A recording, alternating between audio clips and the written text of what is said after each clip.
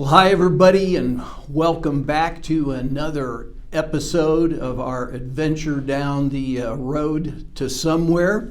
And today we are in episode 9 of our second season, which is taking us through the state of Missouri.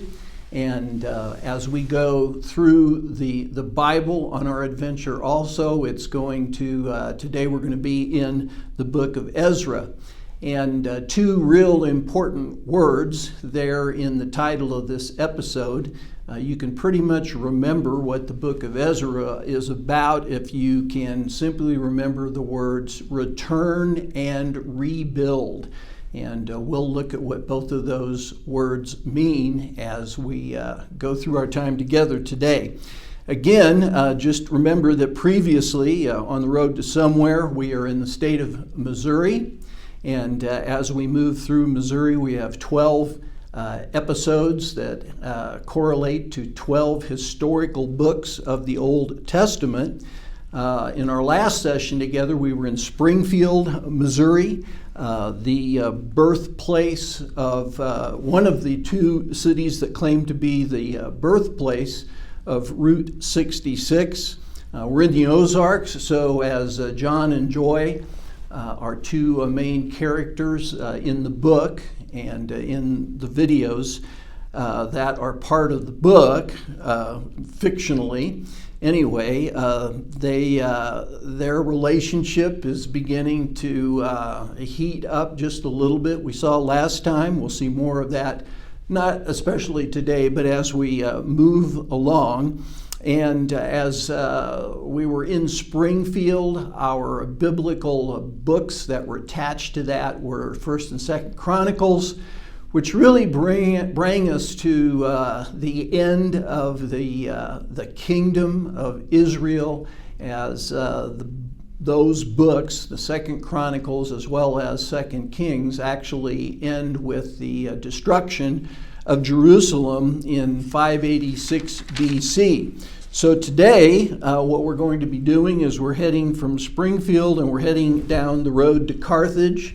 The map isn't very accurate because Carthage is actually a little further down the road than what it looks like on the map. It's about 75 miles.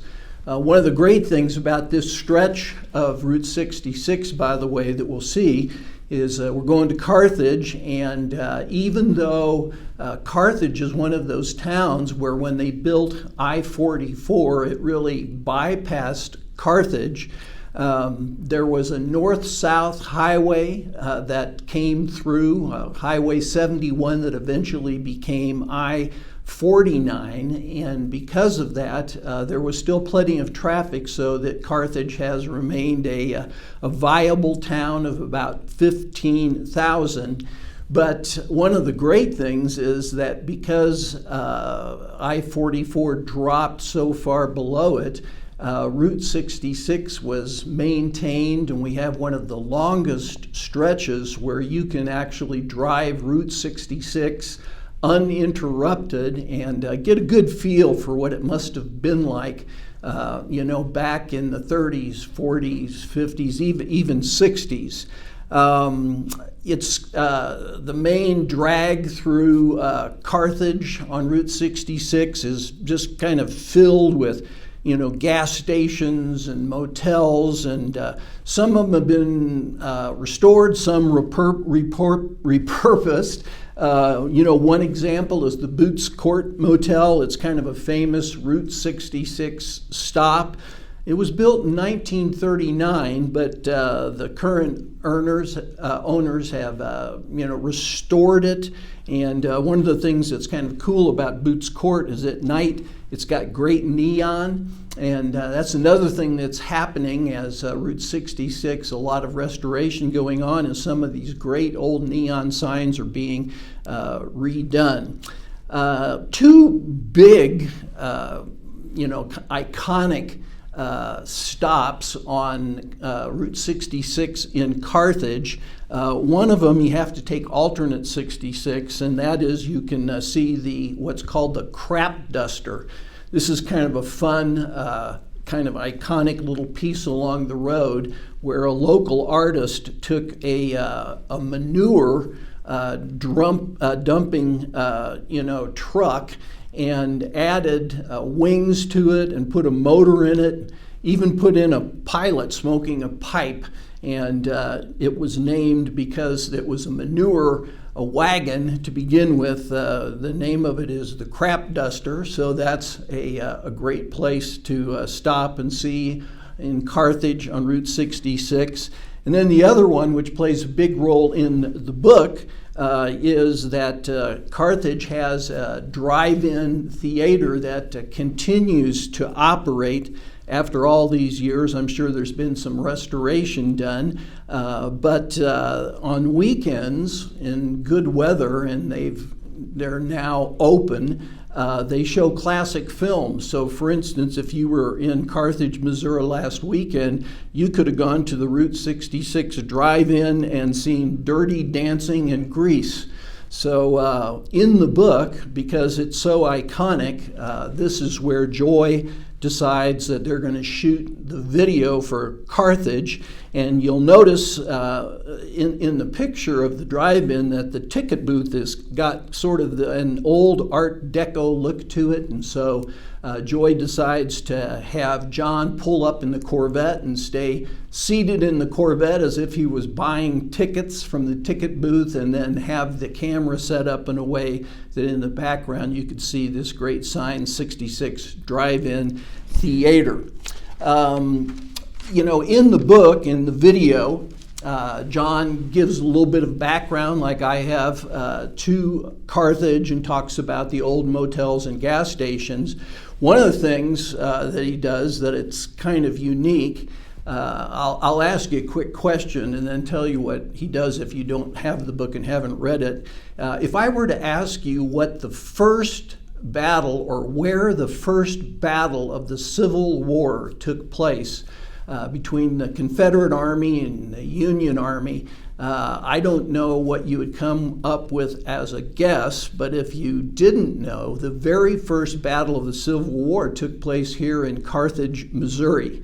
It took place on July 5th, 1861, and in this particular battle, the Confederates actually won. And so there in Carthage, they have a Civil War museum, and it's, again, one of the places that many people that drive Route 66 stop to kind of get a little bit of a sense of the Civil War. Now, in the book, John kind of uses that information about that battle to segue into the book of the Bible that's connected to Carthage in our series, and that is the book of Ezra. And Ezra, again, has to do, again, with those two words, return and rebuild. When we last were in the books of Kings and Chronicles, and the city of Jerusalem had been destroyed, it started what was known as the Babylonian captivity, where the kingdom of Babylon exiled, really in three waves. It exiled people that had lived in Jerusalem to Babylon and left Jerusalem quite desolate. By the way, if you have the book, on page 83, I have discovered my second big mistake in writing the book. The first one was that I made, well, actually, let me see, have we got, yes, the first one was when we were in St. Louis. In the book, I made mention of the Corvette factory, and I said that they quit building Corvettes there in 1967 and moved the factory to Bowling Green, Kentucky. That actually took place in 1981. Someone caught that. I didn't know that and corrected it. But in the book on page 83, I talk about that in 539 BC, that the Persian Empire defeated the Babylonian Empire at the Battle of Carchemish. Now, that's a mistake. The Battle of Carchemish actually took place in 605 BC, and that was the battle where the Babylonians defeated the Assyrians. So again, you might just take note of that as if you're reading through the book. But again, real quickly, there were really sort of three phases to the captivity, really beginning with, we think maybe even a little before the Battle of Carchemish, somewhere around 607 BC, that when the Babylonians were at war with the Assyrian Empire, and the Assyrian Empire had actually allied with the Egyptian Empire. And the Babylonians defeated the Assyrians in that earlier battle, and we think that perhaps that even at that point that there was the beginning of exiling some of the real cream of the crop of Judah to Babylon. We think maybe this might even be when Daniel and some of the young leaders were taken to Babylon. And then the other thing that really isn't in the book, and oftentimes I don't speak about, I usually go right to 586 when Jerusalem was destroyed.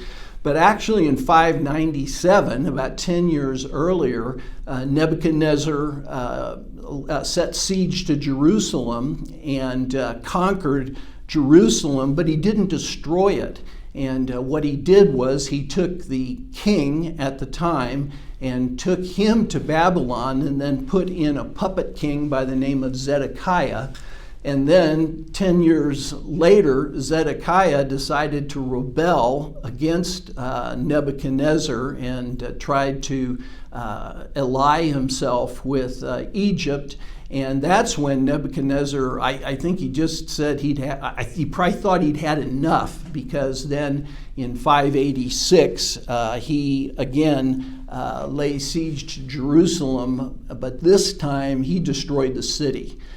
He destroyed the temple, he destroyed the walls of the city, he burned most of the city down, and he took Zedekiah, and the first thing he did was that in front of Zedekiah, he killed Zedekiah's two sons, and then he poked out both of Zedekiah's eyes and blinded him. So at that point in time, again, Judah, the southern kingdom, as we know it, was completely destroyed. And a major deportation took place at that point in time. Scholars actually aren't sure of a couple of things. Number one, they really aren't sure what the population of Judah was at this point in time, or the population of Jerusalem. They aren't sure how many people were taken into captivity, but we do know it was, at least tens of thousands that were taken to Babylon, and the poorer class was sort of left behind to tend to, what crops and vineyards remained that weren't destroyed by Nebuchadnezzar. Now, when we get to Carthage and we get to the book of Ezra, we're skipping ahead 50 years, so we haven't really had much happen in these 50 years. And again, if you go back a little bit, all the way maybe to 607, what we do know is that prior to the captivity, this was something that had been prophesied by the prophet Jeremiah.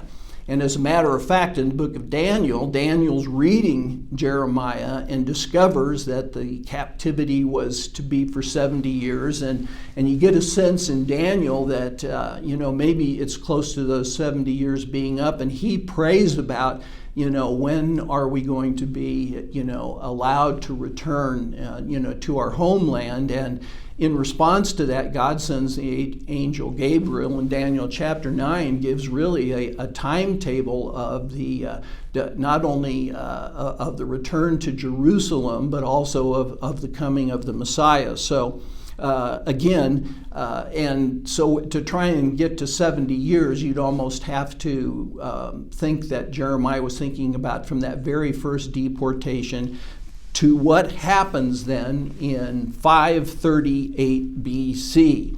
Now, again, north and south destroyed here. There's a bunch of dates. There won't be a test on this, so you don't have to remember, but just to sort of give you a sense, again, of the dates, and we're going to drop down more toward the bottom of this. In 539, what did happen, it wasn't the Battle of Carchemish, but what did happen was that the Persian Empire, under the rule of King Cyrus the Great, defeated the Babylonian Empire. There was a large battle that took place, I think, a year before this, kind of north of Babylon in a city on the Euphrates River, where the Persian army just apparently annihilated the Babylonian Empire, and then it's sort of tradition, historical, probably true, that Cyrus marched into Babylon, the capital of the empire, really without any kind of a battle even taking place. And at that point in time, again in 539, the Persian Empire became the dominant empire, and the Babylonian Empire simply was absorbed into the Persian Empire. Now, the king, Cyrus, in 538 BC, is led by God, we're told in the text. And again, if you watch the larger video on Ezra, I read through the text in that video. But Cyrus believes that he's been called to send some of the exiles back, any that really want to go. This was sort of part of the way that the Persians treated nations that they had defeated, but he gave permission to anyone that wanted to go back to go to Jerusalem and to rebuild the temple. So the first part of rebuilding, and there's three phases to the rebuilding that I talk about on the larger video, but the first part of the rebuilding was that they were sent back again in 538 BC, and the man that was chosen to lead them back and to be in charge of seeing the temple rebuilt was a man by the name of Zerubbabel. And that is a name that literally means born in Babylon.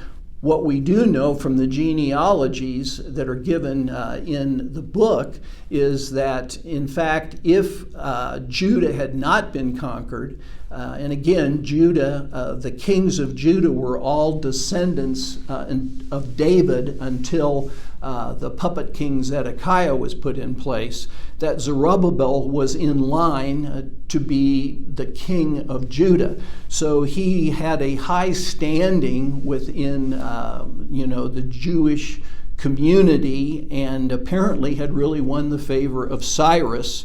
And the book, Ezra doesn't really show up until the second half of the book. The whole first half of the book, which has to do with the rebuilding of the temple, is really all about Zerubbabel. So, not in the book, but on the teaching video, what happens is that they return, about 40,000 of them return to Jerusalem, and they begin to rebuild the temple. The first thing they do is they rebuild the altar and begin to sacrifice there, and this would have been probably about 536 by the time they got back. This was quite a journey, by the way.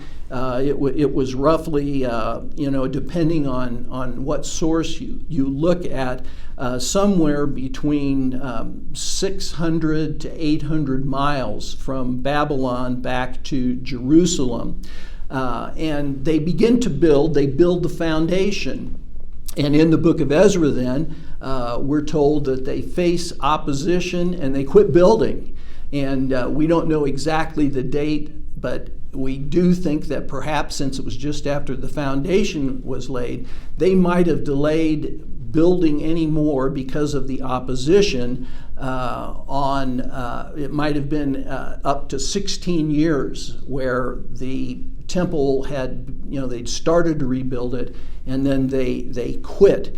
And then God sends along a couple of prophets, and we'll look at them when we look at the book, go through the prophets. But he sends a prophet named Haggai and a prophet named Zechariah, and their task was to remotivate people to get going on the temple again. Haggai is a really, really great book, and again, we'll be looking at that a little later on. But as they, in 520 BC then, in the second year, now Darius is the ruler of the Persian Empire. So again, time has elapsed here. They begin rebuilding. They faced opposition again, and their enemies go to Darius and tell him, this is really dangerous that you're allowing these people to rebuild the temple. They're going to rebuild the city, and they're going to become enemies again. And Darius does a real interesting thing. He wants to know, well, what was the decree? And so he launches a search of the archives and finds the Cyrus decree.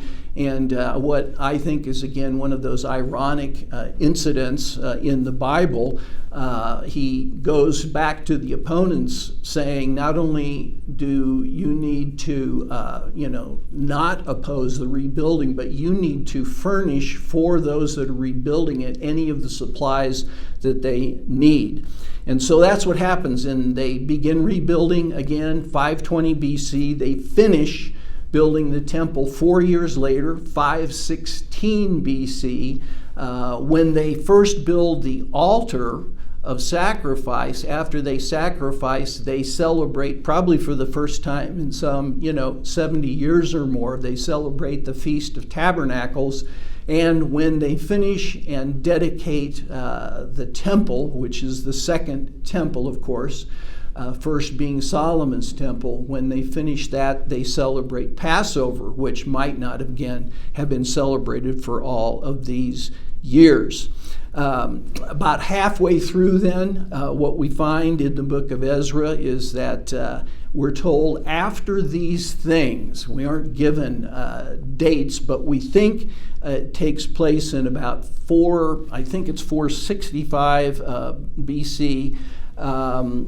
The ruler now of the Persian Empire is Artaxerxes, who will also play a big role in Nehemiah. By the way, originally, Ezra and Nehemiah were one book. This is another one of the books that ended up getting divided into two different books. They were originally then called 1st and 2nd Esdras, the Greek word that translates Ezra, and it wasn't really till about 1446 that in the Hebrew Bible that the Jewish community separated them and into Ezra and Nehemiah.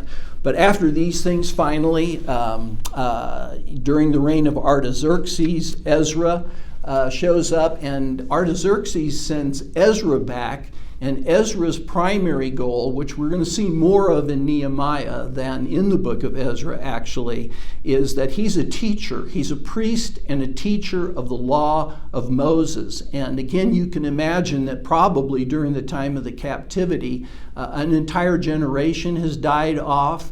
There's a good chance that they didn't have access to whatever scrolls were available at that time. But Ezra somehow did, and had studied the law of Moses and was sent back then to Jerusalem to teach those that had returned from exile the law of Moses. And we think that he arrived back in 458 BC, and will really, he deals with a problematic situation in the book of Ezra where intermarriage had been taking place, and he calls those that have intermarried with foreigners, again, against what the law of Moses prescribed. He calls them to divorce their wives. It's probably the largest group divorce in history. We oftentimes see group marriages. It's pretty rare, I think. I've never really heard of one, but there's a massive group divorce where the exiles that have returned that are Jewish divorce their pagan wives. And we will really pick up more then on what Ezra does in terms of teaching the law of Moses to the people that have returned in the book of Nehemiah, which again, remember, all used to be one book, so there was a flow to the story.